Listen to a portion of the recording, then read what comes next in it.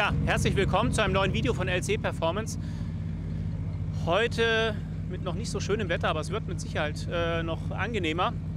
Wir haben gestern schon unseren ersten Tag gehabt. Wir haben gestern hier auf dem Race 1000 in Neuhardenberg unser Rolling Race gehabt. Haben mit unseren Fahrzeugen ganz gut abgeschnitten. Wir werden mal so ein paar Sachen einblenden bezüglich KTM, bezüglich R8, bezüglich unserem Silver Bullet und wollen jetzt heute Morgen, das ist ein bisschen laut, wollen heute Morgen mal so ein kleines Walkaround-Video mit euch machen, euch mal mitnehmen, was wir für Fahrzeuge heute dabei haben. Dann werden wir zum Thema R8 auch nochmal mit dem Bühni sprechen und mit dem Severino von B-Tuning und RS Engineers und werden die anderen Jungs mal befragen, weil wir haben heute auch ein paar Kundenautos dabei. Bezüglich Porsche, ja eigentlich nur Porsche, Kundenfahrzeuge, ein R8 haben wir auch noch dabei. Schauen wir uns aber alles gleich mal an. Ich hätte gesagt, wir nehmen euch mal kurz eine Runde mit und sind eigentlich auch hier jetzt schon beim ersten Auto, beim Danny. Er hat ein ES 750 991 Kit. Auto hat super abgeschnitten gestern.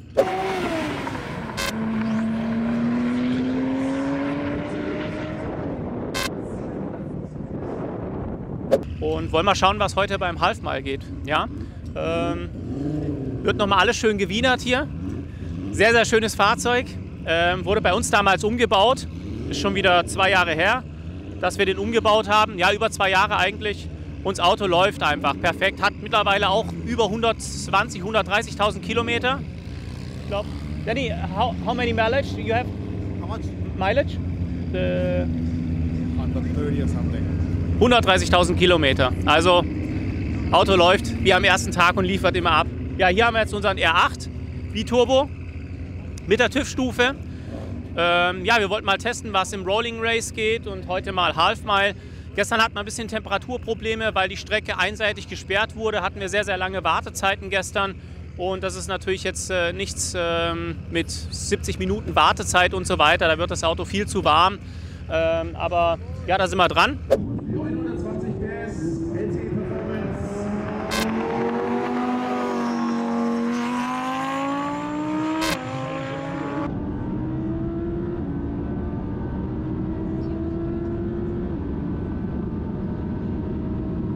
Und heute beim Half-Mile niedrigere Temperaturen, bessere Verhältnisse und wird das Auto auf jeden Fall auch besser abliefern. Zahlen, Daten, Fakten bringen wir später noch mit rein. Hier haben wir ein Kundenfahrzeug, ganz tolles Fahrzeug, 991 Turbo S aus Berlin von unserem Kunden Toso. Das Auto hat ein ES 1400 Kit drin und ist heute wieder dabei. Wir waren letztes Mal schon mit dem Kunden hier, haben das Ganze betreut. Und ja, werden heute im Half-Mile mal schauen, was wir mit dem ES 1400 machen. Wir werden heute nicht die volle Leistung fahren, wir sind so bei 1300 PS. Die volle Leistung werden wir heute wahrscheinlich gar nicht testen, weil es sind viel zu viele Autos da. Aber ich denke, mit den 1300 machen wir schon in der Klasse 1 richtig Rambazamba und zeigen denen mal, was ES-Motor kann. So, jetzt müssen wir mal kurz zur Fahrerbesprechung. Ich unterbreche kurz und wir machen nachher weiter. Ciao.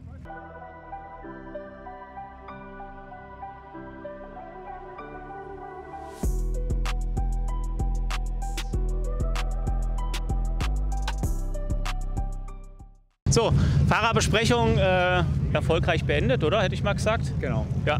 Heute Half-Mile und ich stehe jetzt hier gerade mit dem Toso vor seinem schönen Auto. Wir müssen mal kurz Platz machen. Und ja, der Toso kann euch mal ein bisschen was erzählen zu seinem Auto. Du bist ja auch schon ein paar Meter gefahren, seitdem du den von uns gekriegt hast. Der Auftrag war ja damals ganz klar, ne? Das Auto soll Leistung satt kriegen. Richtig. Und ich denke, das ist uns gelungen und heute hast du ja mal wieder die Möglichkeit, das Auto richtig auszufahren, weil in Berlin ist das ja nicht möglich, ne? Genau. Es ist definitiv nicht möglich und ich bin auch sehr zufrieden mit LCE Performance, also haben einen super Job geleistet. Erstmal hieß es eine kleinere Stufe, da war ich im Urlaub, da hat Steven telefoniert, habe gesagt, ach komm, mach die größte, was es gibt und bin total zufrieden. Wie gesagt, wir haben im Mai das erste Mal hier ein Race 1000, heute haben wir wieder die Möglichkeit und toi toi toi. Also super zufrieden, super Arbeit, die Jungs sind top, also kann mich nicht beschweren, nicht beklagen. Hauptsache ist ja immer, dass alles ganz bleibt, dass wir ganz bleiben und die Autos ganz bleiben, ne, dass nichts passiert. Deswegen, wir haben ja alle Sicherheitsmaßnahmen und Vorkehrungen getroffen, dass wenn irgendwas mal sein sollte, irgendein Sensorspin kaputt geht oder sonst irgendwas, dass wir natürlich sehr, sehr viele Sicherheitsfeatures eingebaut haben, dass dem Motor nichts passiert. Und da muss man natürlich auch nochmal einen riesen Dank aussprechen und natürlich an den Support von ES Motor, weil das ist einfach ein ES Motor Kit, ne, den wir hier in Deutschland über LCE verbauen. Wir sind Exklusivpartner und da sind wir auch mega stolz drauf auf ES Motor, dass wir eben der Vertragspartner Nummer 1 sind in Deutschland. Und ich glaube, Toso, du bereust ja auch nichts mit deinem Kit. Ne? Es funktioniert alles, es läuft so, wie es sein muss und ich glaube, das ist das Wichtigste an dem Ganzen. Richtig, toi toi toi. Also auch wenn ich jetzt zum Event komme, mit Steven, er organisiert alles, also die kümmern sich um das Fahrzeug, also wirklich, wirklich sehr zufrieden. Also ich kann mich nicht beschweren, auch wenn wirklich was ist. Kurz anrufen, die Jungs melden sich auch sofort und sagen, Mensch, schau mal danach oder wir bringen das Auto zu uns, also wirklich top. Super. Also, dann Toso, sage ich an der Stelle schon mal vielen, vielen Dank. Gerne. Und viel Erfolg heute, ne? Dass alles heile bleibt und dass wir vorne dabei sind. Auf jeden Fall, ein Pokal muss drin sein. Ja, genau. Ciao. So, machen wir mal weiter. Ey, jetzt haben wir ja schon die zwei Kollegen, wir machen das jetzt ganz spontan. Wen haben wir denn hier? Das ist der Büni. Genau. Schau mal, sehr einfallsreich, euer Mikrofon, mega schön. Ja. Und hier Severino. Hier ist Severino. Von RS Engineers. Genau. Ja, also ich habe gesagt, wir stellen mal so ein bisschen unsere Porsche vor. Jetzt stehen wir aber hier schon vor einem R8. Das ist ja eher so euer Thema, sage ich jetzt mal. Gell? Lieblingsthema. Lieblingsthema, genau. Ja, also wir arbeiten ja zusammen, für die, die es nicht wissen, LCE Performance, RS Engineers und B-Tuning machen den B-Turbo-Kit zusammen für die R8 10-Zylinder. Und wir haben ja unser eigenes Auto mit der TÜV-Stufe heute hier. Ihr habt euer eigenes Auto auch dabei und natürlich hier auch nochmal. Ne? Ja, ihr könnt ja mal ein bisschen was erzählen. Ich bin ja da Laie, was das Thema angeht, weil bei uns im Haus macht das der Melis. Der ist der Profi, was R8 B-Turbo-Kits angeht, auch im Vertrieb. Und ja, Büni, du erzählst mal ein bisschen was haben wir hier für ein Kit? Also hier haben wir, wie gesagt, unser Kit mit einer TÜV-Stufe. Gut, heute an dem Event fahren wir natürlich an mehr Leistung, weil wir da ein spezielles Steuergerät für verbaut haben. Und deswegen hat er jetzt heute, so wie er da steht, 1300 PS. Und ja, so ziemlich erfolgreich. Der Kunde ist sehr glücklich damit. Und wir hoffen jetzt mal hier auf der halben Meile nochmal gute Geschwindigkeiten fahren zu können. Und ja, der Kunde ist aus Dänemark, dem haben wir so eine Multimap-Abstimmung gemacht. Das heißt, er kann einmal den ganz normalen Tankstellensprit aus Dänemark fahren oder halt auch so an so Events halt eben auch E85 mit einem Flex-Tool-Sensor und ja, funktioniert wunderbar. Kurze Frage an der Stelle von mir als Laie. Wie siehst du das Thema Traktion? Wir haben das gestern ja bei dir schon gesehen, dass natürlich ab einer gewissen Leistung, trotz Allrad, ja, das ein Problem werden kann. Wie siehst du das jetzt bei der Leistung, bei den Verhältnissen, die wir heute haben und dadurch, dass wir aus dem Stand starten? Also an der Leistungsstufe, wo wir jetzt uns hier bewegen, kann ich definitiv sagen, dass es absolut unproblematisch fahren wird, das Fahrzeug. Und da benötigt es eigentlich auch keine besonderen Vorbereitungen, dass man da sagen muss, da muss man die Reifen, sagen wir mal, mit Heizdecken aufwärmen. Klar, Reifen sollen natürlich immer warm sein, nicht eiskalt, aber da wird dieses Fahrzeug auf jeden Fall keinerlei Probleme haben. Also bei der Leistungsstufe wäre das auch absolut sicher. Man könnte theoretisch auch, sagen wir mal, ein nicht so erfahrener Fahrer sein, dass man das Auto bewegen kann. Okay. Ja, also es funktioniert tadellos. Das heißt auch von unten raus, wenn ich so ein Auto jetzt mit fast 1300 PS beschleunige, kann ich erster, zweiter eigentlich voll durch? Ja, also das ist ja so, dass wir natürlich auch die Gänge im Drehmoment limitieren. Das heißt, es wird schon so programmiert, dass das Fahrzeug einfach gut beschleunigt in den ersten 2 Gängen und dann ab dem 3. Gang fahren wir auch erst volle Leistung. Und jetzt bei dem Modell ist ja auch so, dass da nicht das komplette Getriebe verstärkt wurde, also nicht alle Gangräder, sondern nur der zweite, weil das der problematische ist. Deswegen ist da auch das Drehmoment begrenzt in den unteren Gängen. Okay. Ja. Cool. Ja, ich hätte gesagt, dann machen wir mal kurz einen Überspringer. Wir lassen den KTM noch mal kurz aus, den machen wir nachher und dann gehen wir mal zu deinem Auto, oder? Ja. So, der läuft schon warm hier, ne? Nee, der ist drüben, der läuft noch gar nicht jetzt, okay. Ja, Büni, schönes Auto, mega tief, also ich glaube, der ist noch mal ein Stückchen tiefer wie der andere. Was haben wir hier Schönes drin? Erzähl mal so ein bisschen von deinem Paket. Na, lass uns Severino mal ein bisschen was erzählen. Severino. Ich soll was erzählen? Ja, erzähl, was wir gemacht haben. Also wir haben hier einen ganz großen Umbau, ca. 2400 PS. Gemachter Motor von uns mit verstärktem Pleuel, verstärkten Kolben. Wir dürfen Alles das auch sagen, von wem das ist, ne? von Italian Road Piston. Ja, genau, Francesco, Grüße gehen raus. Klar, das ganze Getriebe wurde auch verstärkt von Dodson. Dodson Motorsport, auch Grüße an Dodson. Komplettes Paket, alle Gangräder, ja, die ganzen... Ich fang schon an. Nee, ich erzähle noch ein bisschen mehr dazu. Also hier, diese Stufe ist dann so ein bisschen extremer, sage ich mal. Weil jetzt, wenn wir noch mal ganz kurz auf das Thema zu dem schwarzen R zurückkommen, wir fahren hier auch einen Serienmotor, der unangetastet bleibt. Und wir können auch sagen, dass wir bis 1500 PS mit einem bestimmten Sprit auf Serienmotor fahren können. Das ist jetzt der Unterschied zu meinem Fahrzeug hier, dass wir hier einen komplett gemachten Motor plus ein komplett gemachtes Getriebe halt eben verbaut haben. Und da ist der Eingriff dann schon etwas größer, sage ich mal, um dann halt eben auch eben diese Leistung fahren zu können. Unter anderem wurde hier auch die Übersetzung verlängert, dass wir halt auch eben Geschwindigkeiten theoretisch über 400 fahren könnten, wenn wir das wollen. Und halt auch ein spezielles Steuergerät und. So, ja, würde ich mal sagen, dass da etwas mehr Aufwand betrieben wurde an dem Fahrzeug. Wir können es aber gerne mal hinten noch anschauen. Es hat jetzt zwar nichts mit unserem LCE und RS und B-Tuning TÜV-Kit zu tun, sondern das ist eigentlich mehr ein Eigenbau, weil wir hier darauf geachtet haben, dass es halt eben alles maximal groß ist, hier die Ladeluftkühler, weil es halt eben für andere Leistungsregionen bestimmt war. Unter anderem halt eben hier auch eine billettgefräste Ansaugbrücke haben und halt eben auch deutlich größere Turbolader und ein spezielles Kühlsystem für die Ladeluftkühler entwickelt haben, verbaut haben, würde ich mal sagen. Also ein Interchiller, dass wir auch die Ladeluftkühler über die Klimaanlage abkühlen können. Das heißt, wenn man hier da irgendwie an der Schlange stehen muss und die Autos sich eigentlich aufheizen, kühlt sich unsere Fahrzeuge eigentlich eher ab, weil halt eben die Ladeluftkühler gekühlt werden über die Klimaanlage. Ja, Motor hat man auch viel Aufwand betrieben, unter anderem halt eben dann von unserem Partner die Kolben und Bläu verbaut, eine spezielle Zylinderbeschichtung, noch ein paar andere Dinge halt eben gemacht haben.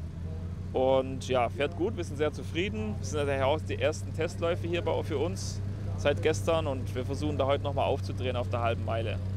Du kannst ja auch mal erzählen, wie erfolgreich du gestern warst, Bühni, auf deinem Roll Race und was deine Erfahrung war, weil da waren ja schon ein paar heiße Szenen dabei. Ja, das stimmt. Ich habe da hier ein bisschen Aufsehen gesorgt, so, aber ich denke so mehr, dass es auch zum großen Teil mit auch mein Verschulden war, würde ich mal sagen, weil halt eben da ich da auf der Strecke nicht darauf geachtet habe, dass ich da nicht direkt auf den Betonplatten gefahren bin, sondern hey, halt eben auch nebenbei auf diese Bitumenstreifen. Also wir bringen da mal einen kurzen Einblender dazu. Der Luke nimmt nachher mal die Strecke auf und ich denke, wir können das auch mal einspielen von dem Video, was wir gestern aufgenommen haben. Ja.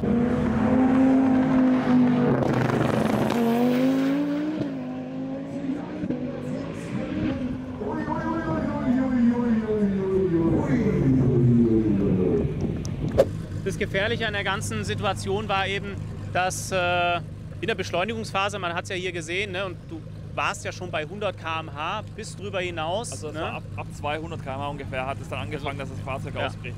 Und weil du eben auf so einen Teerstreifen gekommen bist, der ziemlich hoch war und hat ja natürlich dann einfach die Auflagefläche und die Traktion genommen. Ne? Und da hat man auch ganz schön gesehen, sobald er auf diesem Streifen drauf war, hat es direkt... So war der, ja. Nichtsdestotrotz hast du ja trotzdem noch eine geile Zeit mal reingehauen oder eine geile Geschwindigkeit. Du bist deine 311 km/h gefahren. Zweiten Platz gelandet damit. Zweiter Platz, mega gut.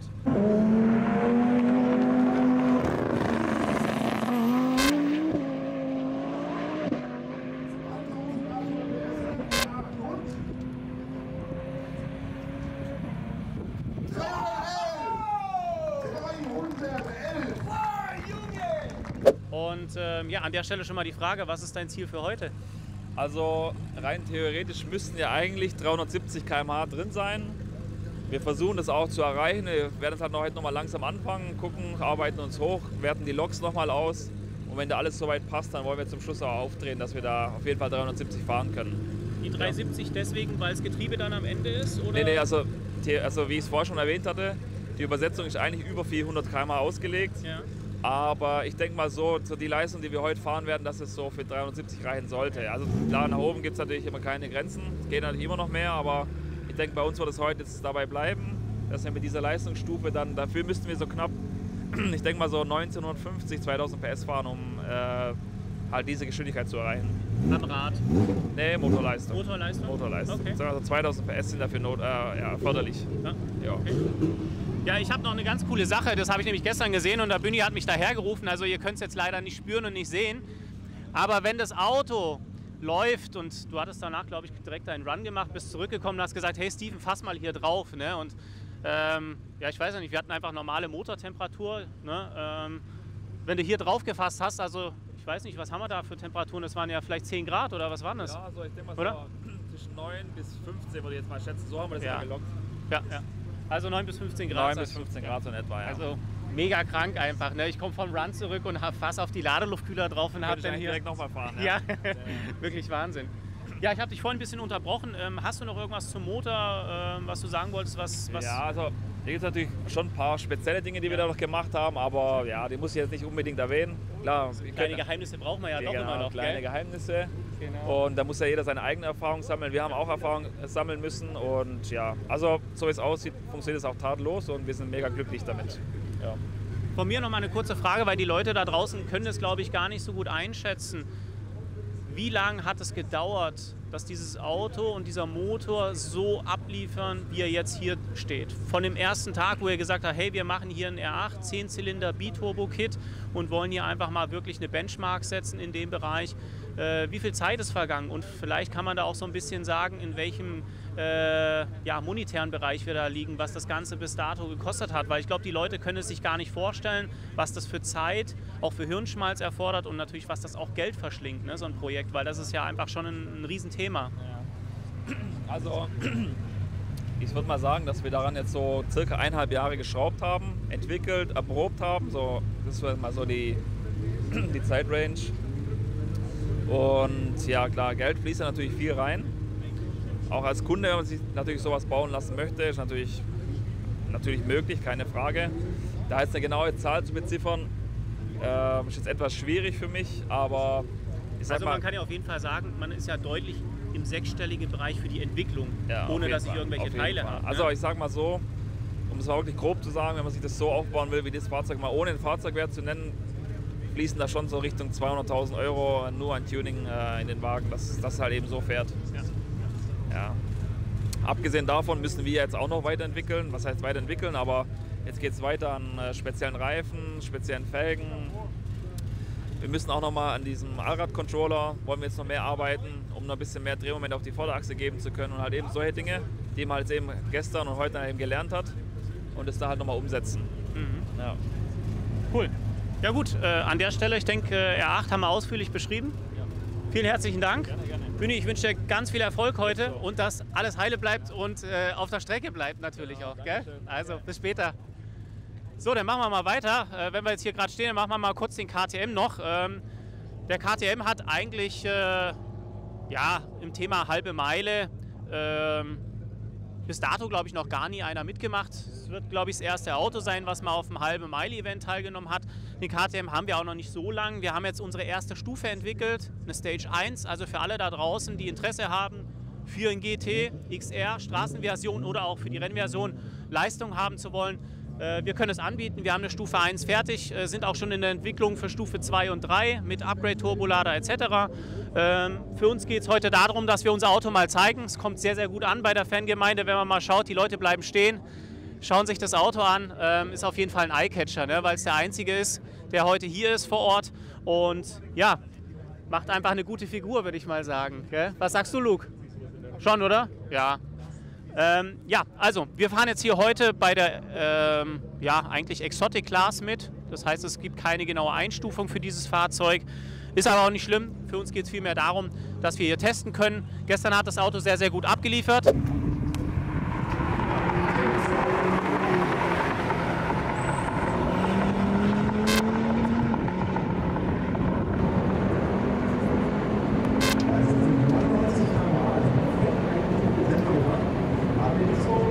Ja, der Sandro sagt hier auch mal kurz Hallo von Street Performance mit seinem GT R35. Hat auch gut abgeliefert gestern. Geiles Auto. Schiebt ordentlich nach vorne. Mega. Ja, also zum KTM nochmal. Wie gesagt, reiner Test. bisschen Show, den Leuten was bieten, was zeigen. Das war das Ziel dahinter.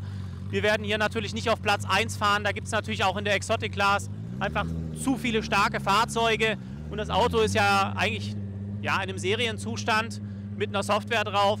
Deswegen, da werden wir auf jeden Fall nochmal drauf zurückkommen. Bei uns dann in der Firma oder beim nächsten Race, wenn wir dann eine Stufe 2 oder 3 für dieses Auto fertig haben. Wir machen weiter mit meinem Liebling. Das Auto fahre ich.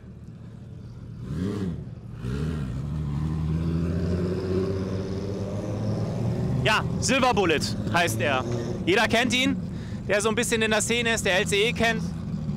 Unser Silver Bullet 997, ES 1400 Kit drin, ist schon jetzt über 3 Jahre dabei, hat viele, viele Erfolge gefeiert, das Auto, muss man sagen. Damals noch mit Felix als Fahrer, jetzt mit mir. Liefert einfach immer ab, waren gestern auch sehr, sehr erfolgreich. Wir konnten natürlich in der Unlimited Class mit den ganz großen R8 mit über 2000, 2500 PS nicht mithalten mit unserem ES 1400 Kit. Aber er hat trotzdem den 4. Platz belegt, weil natürlich die ersten 3 Plätze eigentlich unter R8 waren und natürlich unter ES Motor UK. Da kommen wir gleich noch dazu. Ich denke, wir laufen mal kurz noch zu unserem.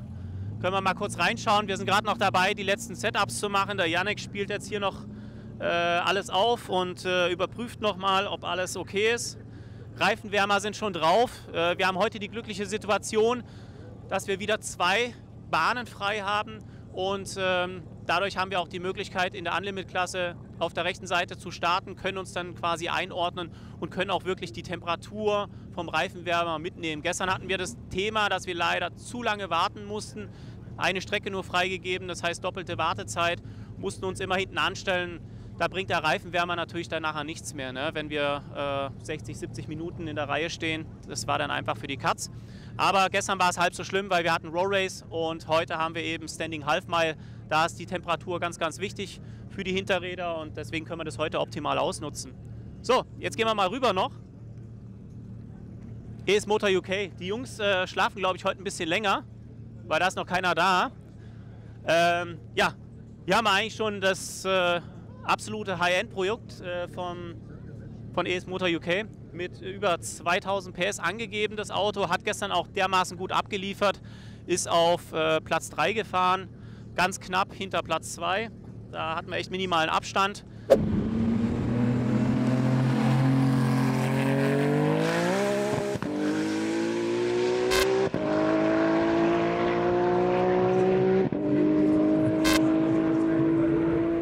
Es ist 311 km/h gefahren, das Auto, und brutal schnell, liefert ab ohne Ende. Und ja, schauen wir mal, was heute geht. Ne? Mit dem ES 2000 Kit sollte da auf jeden Fall eine richtig heftige Geschwindigkeit bei rauskommen. Genau. Ja, Interview können wir keins führen mit den Jungs, die sind noch nicht da. Vielleicht später noch eine kleine Runde. Hier haben wir noch ein paar andere Autos von den Jungs. Mit dem dritten kommen sie, glaube ich, nachher auf Achse hergefahren. Genau, hier haben wir auch noch mal einen 991. Vielleicht können wir nachher noch ein Interview mit denen führen. Ich denke mal, fürs Erste sind wir soweit durch und wir nehmen euch noch ein bisschen mit. Ich denke, wir laufen noch eine kleine Runde, Luke, oder? Schauen mal, was noch für Autos da sind und dann hören wir uns gleich wieder. Wir haben gerade gesagt, wir machen gerade noch weiter. Wir haben so einen guten Run. Weil es noch nicht so laut ist, aber ich habe mich getäuscht. Ja, was haben wir hier Schönes? Vollcarbon, komplett umgebaut. Supra. Die Jungs müssen alle noch zur technischen Abnahme, deswegen fahren die jetzt hier noch vor. Unter dem Pavillon werden diese Fahrzeuge inspiziert, damit da auch alles, sag ich mal, unter dem Sicherheitsfaktor abläuft. Fahrer selber natürlich, dass wir Rennanzüge haben in der Klasse 1 und in der Unlimited-Klasse und die Fahrzeuge aber auch nochmal separat getestet werden und überprüft werden. Also motorseitig, Sitze, Gurte und das ganze Thema, einfach Safety First. Und ganz, ganz wichtiges Thema, finde ich super gut, dass die Jungs von Race 1000 das machen. Es gibt einem selber ein gutes Gefühl und ist natürlich auch eine maximale Sicherheit für den Veranstalter. Ne? Also wir laufen mal eine Runde vor noch. Wir haben da tolle Autos von TTE, die auch vor Ort sind. Heute aber, glaube ich, der GTR gar nicht dabei ist. War gestern auch nicht am Start. Ich glaube, die sind da noch ein bisschen am Schrauben. Und ganz vorne haben wir dann noch Jungs von Evolve und ich glaube Eventuri, die mit McLaren da sind. Und ich weiß gar nicht, wie der Tuner noch heißt. Aber wir laufen mal eine Runde, wir schauen uns die Autos mal ein bisschen an.